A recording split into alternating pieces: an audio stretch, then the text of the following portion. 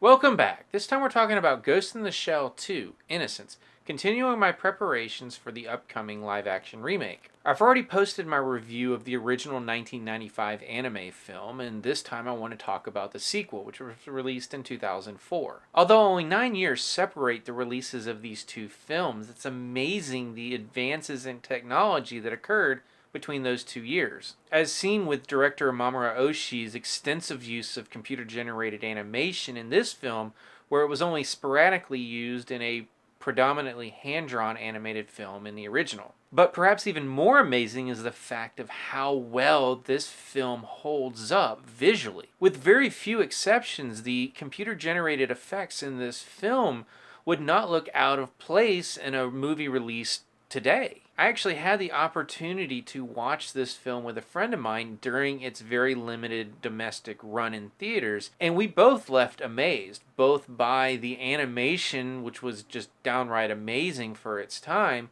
as well as the very dense storytelling. Returning to it almost 15 years later, a lot of the things I liked about it then, again, still hold up well today.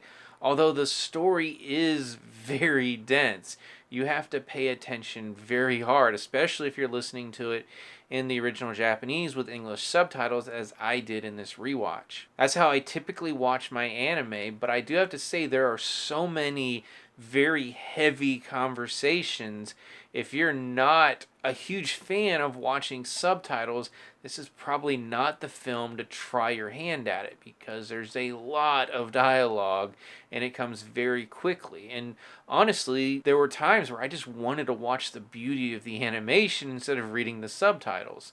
And that's something I very, very rarely say. As for the story, it picks up sometime after the end of the original film, and this time focuses on Bato as our main character as he continues to work for Section 9. Only now he's partnered with Togusa, one of the only agents of Section 9 to have very few mechanical upgrades. The case they're investigating is a series of murders committed by these humanoid robots known as gynoids. Several of them have apparently gone berserk, killed their owners, as well as others, including a couple of cops. And like the first film, their investigation will lead to a grander conspiracy. For the most part, the principal crew from the original 95 anime film returns for Innocence, with the exception that director Mamoru Oshii now gets screenwriter credit in addition to directing credit. And although I have not read the original manga, I have to credit Oshii for the denser conversations and material that is included in this film that was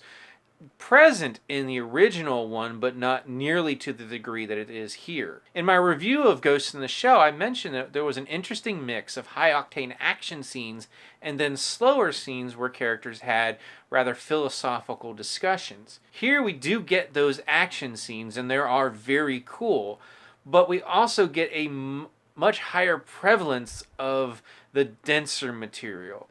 Case in point, there's a scene where Bato and Togusa go to this forensics lab to investigate one of the bodies of these gynoids.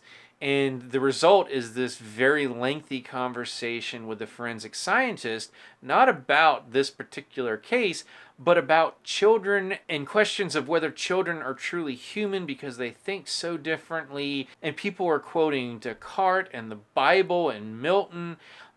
Everyone in this film seems to have a minor in philosophy because everyone is quoting all of these philosophers and theologians and everything else that you could imagine constantly. I mean, they're driving from one scene to another or going home. They're having this philosophical discussion. They're showing up at a crime scene. They're having a philosophical discussion.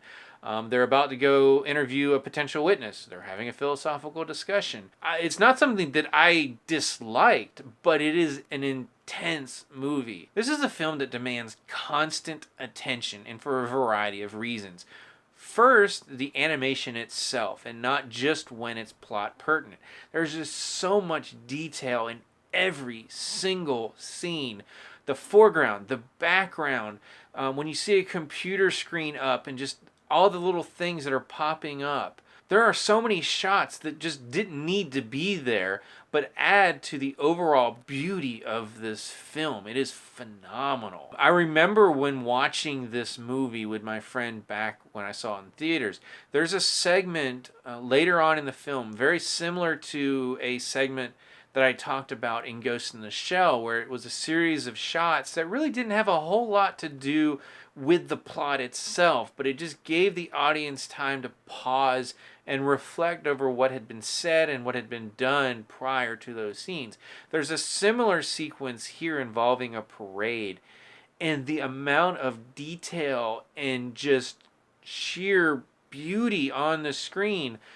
When we were watching it, however many years ago, my friend turned to me and said, well, now he's just showing off. And we kind of laughed, but I'm glad he showed off because it is beautiful. Now, continuing on, too, again, reasons why this film demands the attention is, as I've mentioned before, these heavy philosophical discussions. They parallel the plot that's going on, although they don't always have a direct connection to what's happening in that particular scene.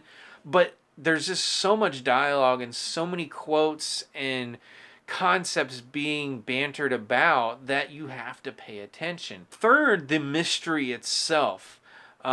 Since we're wading through all of these heavy conversations, it's sometimes easy to miss what actually is plot pertinent to what's happening on screen. There's this almost noir mystery mixed into this cyberpunk adventure, and you have to pay attention to characters and situations, and we do get some explanations at the end to be able to tie it all together, but that scene, when we do get that explanation, means more if you've paid attention and know what they're talking about at that time. And then finally, there are these moments where the ability to hack into people, which was broached in the first film and pursued more here, can lead to some very confusing and very interesting moments. There's a sequence, I'm not going to give it away, but when you're watching it, you're going, okay, what the heck is going on? Because this film has just gone from dense and interesting to dense and trippy. But there is an actual explanation for it, and it does make sense. But you have to pay attention to what's going on. There are a few films I go see that demand such constant attention, and that's one of the reasons why that parade scene is so nice. We can kind of just sit back and enjoy the artwork in front of us, and we're not having to actually think too hard at that very moment. What I will say, this denser plot and denser material does give the entire film a more cohesive pacing, and that was one of the issues I had with the original film, that the pacing did get a little wonky at times. Here, it's pretty consistent. It's very demanding, but it feels more cohesive as a whole. If I did have one primary complaint about this movie, there's a point in the story where the action leaves the city that basically the first movie was set in, and the first half of this movie was set in, and it goes somewhere else. And where it goes is very interesting. It looks very cool, but it's so out there and so visually stimulating that it loses some of the reality that grounded the story leading up to it. It's not a huge negative, but that was something that as I was watching it, I was thinking about, that we did lose some of the groundedness that kind of settled the movie up until that point. So overall, Ghost in the Shell 2 Innocence was a quality sequel to Ghost in the Shell. Fans of the original film should find, story-wise, a compelling reason to continue the story and to see where the characters go after the end of the first film. I say that with the warning that know going in that this is a very dense movie. If you don't enjoy a lot of philosophical conversations mixed into your cyberpunk adventure, then this might not be the one for you. But between the beautiful animation, the great action, and the interesting story combined with the interesting conversations, if you're even remotely interested in this, I'd recommend checking it out. So this completes my run up to the live action remake, which I'll have a review of that up this weekend.